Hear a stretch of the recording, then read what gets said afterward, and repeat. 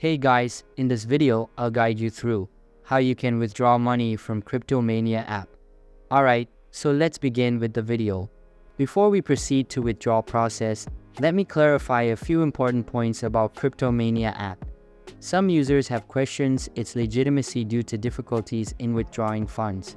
So here's the ultimate truth. Cryptomania is a simulator app. It does not involve real money transactions or provide opportunities to earn real cash. Any earnings within the app cannot be exchanged for real money.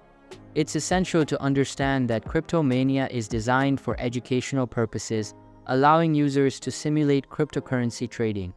Think of Cryptomania as a demo account in the world of finance. It provides users with virtual funds to practice trading and learn about cryptocurrency markets without risking your real money.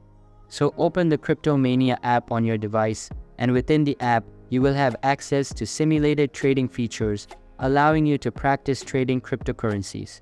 Remember, any funds within the app are virtual and cannot be withdrawn or exchanged. Utilize the app to familiarize yourself with cryptocurrency trading strategies, market trends, and investment techniques.